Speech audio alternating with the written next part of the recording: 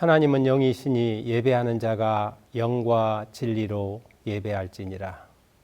여자가 이르되 메시아 곧 그리스도라 하는 이가 오실 줄을 내가 아노니 그가 오시면 모든 것을 우리에게 알려주시리이다. 예수께서 이르시되 내게 말하는 내가 그라 하시니라. 이때 제자들이 돌아와서 예수께서 여자와 말씀하시는 것을 이상히 여겼으나 무엇을 구하시나이까 어찌하여 그와 말씀하시나이까 묻는 자가 없더라. 여자가 물동이를 버려두고 동네로 들어가서 사람들에게 이르되 내가 행한 모든 일을 내게 말한 사람을 와서 보라. 이는 그리스도가 아니냐 하니 그들이 동네에서 나와 예수께로 오더라. 여러분 안녕하십니까? 대개 70년대 중반부터 80년대 후반에 태어난 사람이라면 누구나 알고 있는 놀이가 하나 있습니다.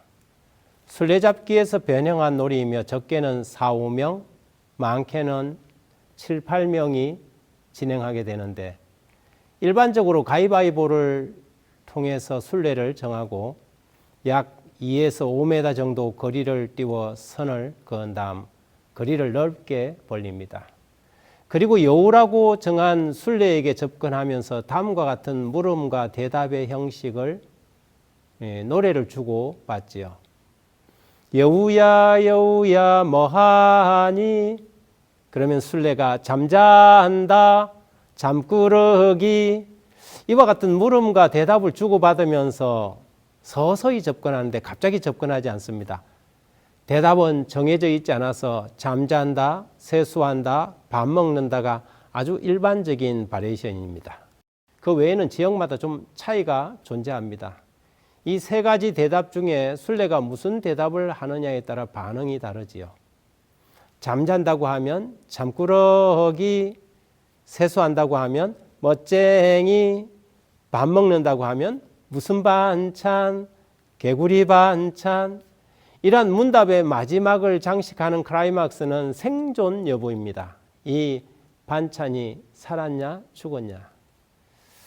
그래서 마지막으로 살았니 죽었니 라는 질문을 한 뒤 죽었다고 대답하면서 술래는 뒤를 돌아보고 다른 사람은 동작을 멈추며 이때 움직이는 사람이 술래가 되기 때문에 무궁화꽃이 피었습니다와 맞먹는 이 관찰력이 요구되지요. 하지만 살았다고 하는 대답하는 순간 추격이 시작되고 술래잡기가 됩니다. 살아있으면 움직이고 살아있으면 도망갈 수 있습니다. 그러나 죽었으면 그만이지요. 저는 오늘 여러분들에게 여러분은 살았습니까? 죽었습니까? 라는 질문으로 이야기를 시작해 볼까 합니다. 여러분은 지금 살아있습니까? 만일 살아있다면 살아있음의 소중함을 알고 계실까요? 1849년 12월 러시아의 셰므노프 광장에 위치한 사형장 사형대 위에 반체제 혐의로 잡혀온 28살의 청년이 서 있었습니다. 집행관이 소리쳤습니다. 사형 전 마지막 5분을 주겠다. 단 5분. 그러자 사형수는 절망했습니다. 내 인생이 이제 5분이면 끝이라니. 나는 이 5분 동안 무엇을 할 수 있을까? 그는 먼저 가족과 동료들을 생각하며 기도했습니다. 사랑하는 내 가족과 친구들이여, 먼저 떠나는 나를 용서하고 나 때문에 너무 많은 눈물을 흘리지 마십시오. 그리고 너무 슬퍼하지도 마십시오. 집행관이 2분이 지났음을 알렸습니다. 후회할 시간도 부족하구나. 난 왜 그렇게 헛된 삶을 살았을까? 찰나의 시간이라도 더 주어진다면. 마침내 집행관은 마지막 1분이 남았다고 알렸습니다. 사형수는 두려움에 떨며 주위를 돌아보았습니다. 매서운 칼바람도 이제 느낄 수 없겠구나. 나의 맨발로 전해지는 땅의 냉기도 못 느끼겠구나.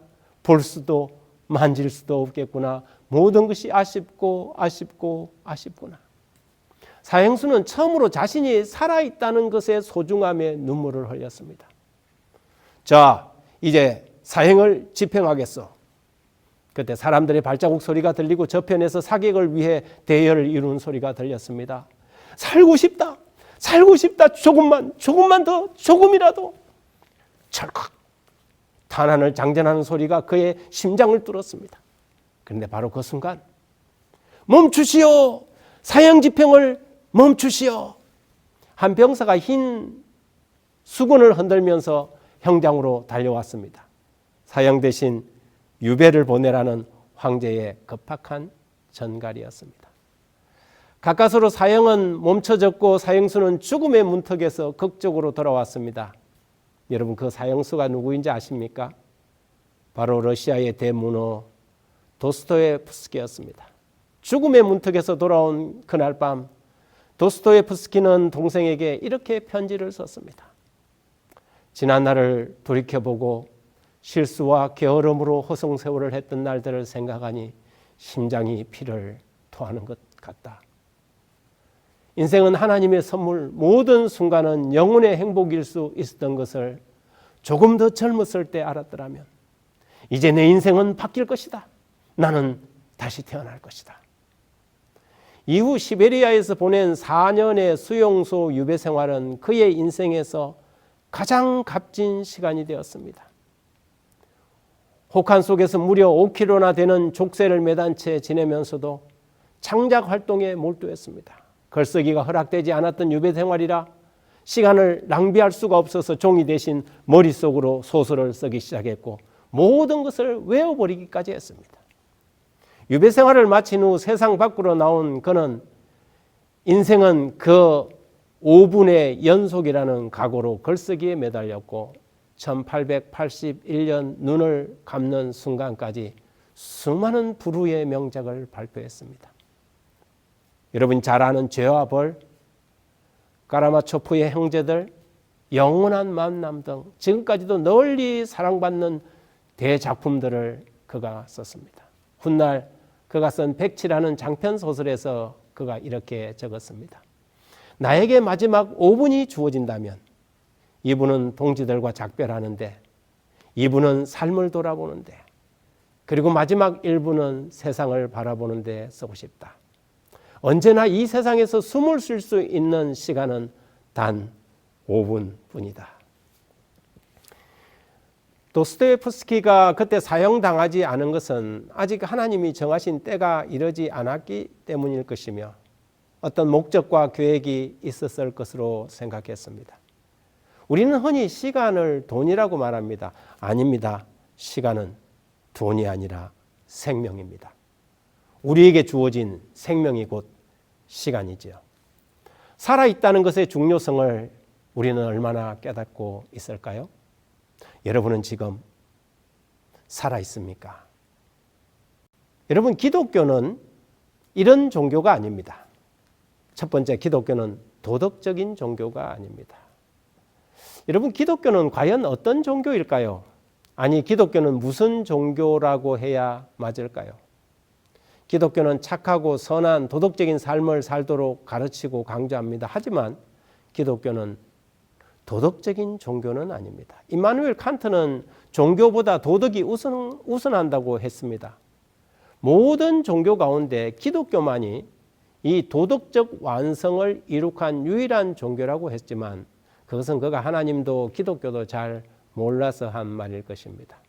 어쩌면 기독교보다 더 도덕적인 삶을 강조하는 종교는 세상에 많이 있습니다. 양심과 윤리, 생명 존중을 기독교보다 더 강조하는 종교들이 적지 않습니다. 어떤 교파에서는 최초의 인류가 선악과를 따먹은 것을 도덕적인 타락으로 가르치는 종파가 있습니다. 이 따먹는다는 비속어를 이용해서 성적인 타락이라고 주장하는 것이지요. 최근에 사회적 파장을 불러일으키는 JMS가 바로 그런 부류입니다. 그래서 통일교의 원리강론과 JMS의 30개론에서 최초의 인간 타락, 선악과를 따먹는 행위를 성적 타락이고 하와가 선악과를 따먹은 행위는 타락한 천사 루시퍼와의 성관계를 의미하고 그 남편에게도 먹게 한 행위 역시 성행위였다고 가르칩니다. 그래서 하나님은 여인에게 해산의 고통을 더했다고 주장하지요. 분별력이 없는 사람들이 들으면 그럴싸하게 들릴지 모르지만 기만이요 가짜입니다. 최초의 타락은 도덕적인 타락이 아닌 하나님을 불신하고 하나님을 떠난 전적으로 종교적인 영적인 타락입니다. 그래서 하나님은 아담을 찾아오셔서 그에게 지금 내가 어디 있느냐고 물으셨던 것입니다. 하나님은 지금도 여러분에게 묻습니다. 여러분이 지금 어디에 있습니까? 병주야, 내가 어디 있느냐? 생명의 근원이신 하나님으로부터의 분리는 곧 생명과의 분리요 이탈입니다. 그래서 기독교는 사람을 도덕적으로 선하게 살면 구원받는다고 가르치지 않고 반드시 다시 태어나야 한다고 말하는 것입니다. 두 번째, 기독교는 봉사단체가 아닙니다.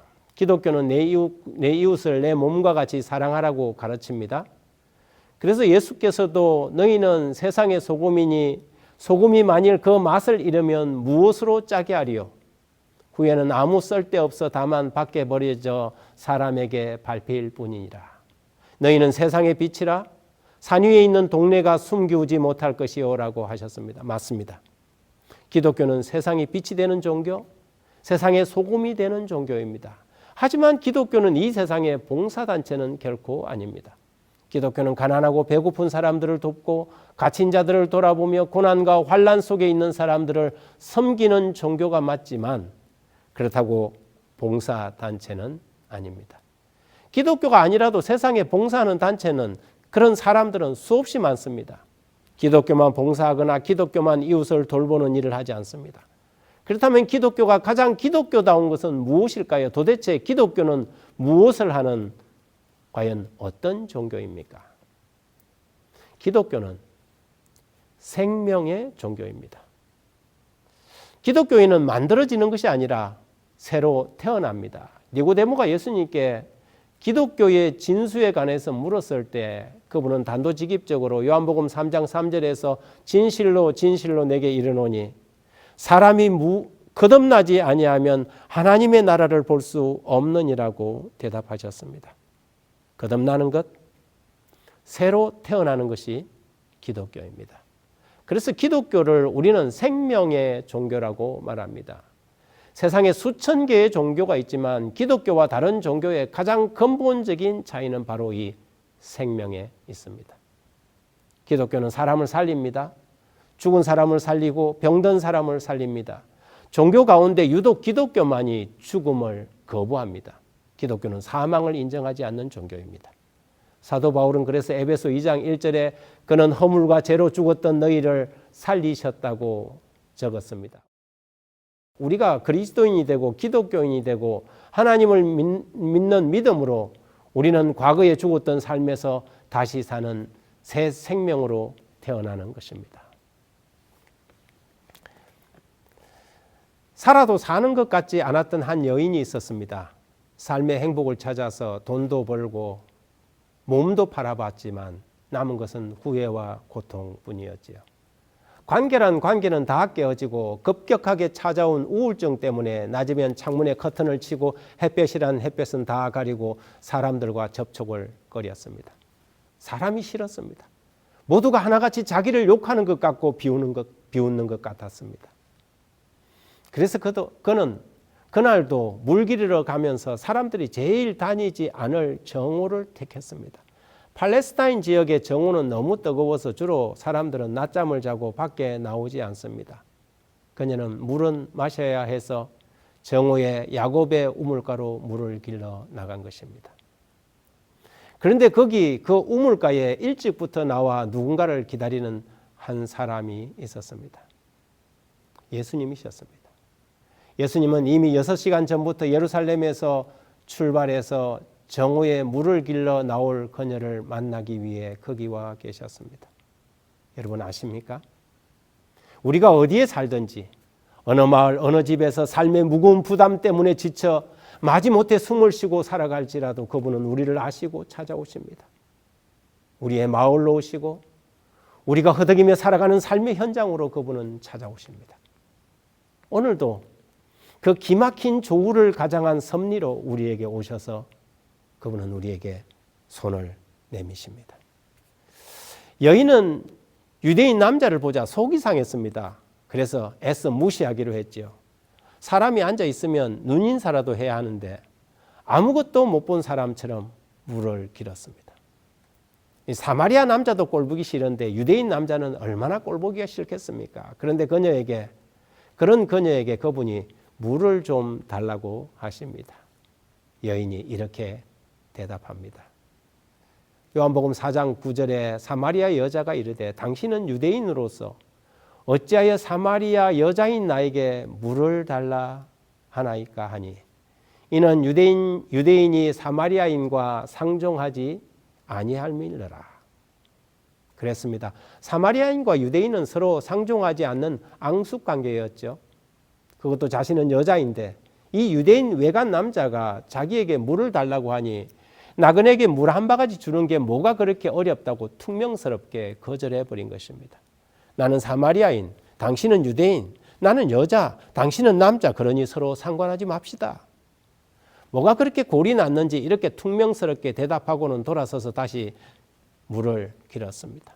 그때 주님은 여인에게 내가 만일 하나님의 선물과 또 내게 물을 좀 달라 하는 이가 누구인 줄 알았더라면 내가 그에게 구하였을 것이요 그가 생수를 내게 주었으리라. 아주 이상한 말씀을 하시는 것입니다. 한눈에 보기에도 평범한 분이 아니라고 생각을 했습니다. 드디어 그 여인의 인생의 새로운 새벽이 밝아오고 있었습니다. 여러분, 주님이 여러분을 귀찮게 해도 거절하지 마십시오. 여러분의 삶에 끼어들어서 감내라 배나라 해도 외면하지 마십시오. 그분이 여러분에게 뭔가 주실 것이 있기 때문입니다. 오늘 이 시간도 그분이 여러분을 부르십니다. 여러분에게 때론 요구하십니다. 그분이 요구하시는 것은 놀라운 무언가를 주시기 위함입니다. 이 여인은 물었습니다. 요한복음 4장 11절에 여자가 이르되 주여 물기를 그릇도 없고 이 우물은 깊은데 어디서 당신이 그 생수를 얻겠사옵나이까. 예수께서 대답하여 이르시되 이 물을 마시는 자마다 다시 목마르려니와 내가 주는 물을 마시는 자는 영원히 목마르지 아니하리니 내가 주는 물은 그 속에서 영생하도록 솟아나는 샘물이 되리라. 마시면 이내 다시 목마를 물이 아니라 영원히 목마르지 않는 물, 그런 물을 주시겠다고 하십니다. 돈과 명예와 권력과 욕망의 물은 다시 마시면 마실수록 목마른 물입니다. 그런 물이 아니라 한 번 마시면 더 이상 구하지 않아도 되는 아주 깊은 물이 있습니다. 그 물을 맛본 다윗은 여호와는 나의 목자시니 내가 부족함이 없으리로다. 그가 나를 푸른 초장에 누우시며 쉴만한 물가로 인도하신다고 고백했습니다. 여인은 자신이 찾고 있는 그 물을 혹시 이분이 주실 수 있을 것인가? 그토록 찾았던 그 생수를 이분이 주실 수 있을까? 의아해했습니다. 그래서 여자가 이르되 주여 그런 물을 내게 주사 목마르지도 않고 또 여기 물길로 오지 않게 하옵소서라고 대답합니다. 그러자 주님이 갑자기 남편 이야기를 끄집어냈습니다. 그 여인이 다른 이야기는 다 용납을 해도 그 이야기만은 듣고 싶지 않았던 남편 이야기 말입니다. 그래서 더 이상 그 주제로 대화할 마음이 없어서 남편이 없다고 말했습니다. 그러자 다 알고 계신다는 듯이 그래 맞다. 내가 남편이 5이 있었으나 지금 있는 남편도 내 남편이 아니니 남편이 없다고 하는 말이 맞겠다라고 하신 것입니다. 그녀의 모든 것을 알고 계셨습니다. 이 여인을 붙들고 있는 사슬은 욕망의 사슬이었죠. 사랑받고 싶은 사슬, 인정받고 보호받고 싶은 사슬이었습니다. 그러나 번번이 만나는 남자마다 실망스러웠습니다. 그런데 그 모든 과거를 다 보고 계신 이분은 과연 누구일까? 혹시 이분이 인류가 기다려온 그 메시아는 아닐까? 그녀는 이렇게 묻습니다.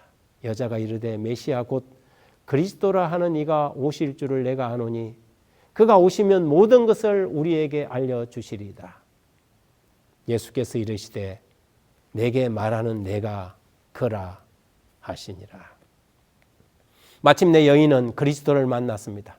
예수를 알아보고 그분이 그리스도임을 깨닫자 여인의 삶이 완전히 달라졌습니다. 28절에 여자가 물동이를 버려두고 동네에 들어가서 사람들에게 이르되 내가 행한 모든 일을 내게 말한 사람을 와서 보라. 이는 그리스도가 아니냐 하니 인생의 목마름이 달라졌습니다. 그녀가 바라고 원하던 세욕과 유욕은 씻어지고 아직도 그리스도를 만나지 못한 영혼에 대한 목마름이 솟구쳐 올랐습니다. 그래서 그녀는 물동이를 버려두고 마을로 뛰어들어갔습니다. 이 집 저 집 문을 두드리며 사람들에게 외쳤습니다. 와보라, 이는 그리스도가 아니냐. 그녀는 예수가 그리스도라고 외쳤습니다. 베드로도 너희는 나를 누구라 하느냐라고 물었을 때 주는 그리스도시요 살아계신 하나님의 아들이라고 고백했지요. 예수가 그리스도인 것을 아는 사람들은 살아납니다. 갈증이 달라지고 새로운 인생이 시작됩니다. 여러분은 살았습니까? 여러분은 예수가 그리스도라는 사실을 알고 계십니까? 그것을 아는 사람들은 살아납니다. 예수가 있는 사람, 예수를 아는 사람, 예수가 그리스도라는 걸 경험하는 사람들이 그분의 제자요, 참된 그리스도인들입니다. 그들은 무슨 말을 하든지 그들의 입에서 그리스도를 외치게 될 것입니다. 이게 사도행적이라는 책에 이런 기록이 있습니다. 제자들이 최초로 그리스도인이라 불린 곳도 안디옥이었다. 그들의 설교와 가르침과 담화의 주제가 그리스도였기 때문에 그런 이름이 붙여진 것이다. 그들이 그리스도를 전파하고 그분을 통하여 하나님께 기도드림으로 이방인들이 그들을 그리스도인들이라 부르면 지당한 일이었다. 예수님께서 요한복음 5장 21절 이하에 이런 말씀을 주셨습니다. 아버지께서 죽은 자들을 일으켜 살리심같이 아들도 자기가 원하는 자들을 살리느니라. 내가 진실로 진실로 너희에게 이르노니 내 말을 듣고 또 나 보내신 이를 믿는 자는 영생을 얻었고 심판에 이르지 아니하나니 사망에서 생명으로 옮겼느니라. 진실로 진실로 너희에게 이르노니 죽은 자들이 하나님의 아들의 음성을 들을 때가 오나니 곧 이때라. 듣는 자는 살아나리라. 아버지께서 자기 속에 생명이 있음같이 아들에게도 생명을 주어 그 속에 있게 하셨고 또 인자됨으로 말미암아 심판하는 고난을 주셨느니라. 이를 놀랍게 여기지 말라.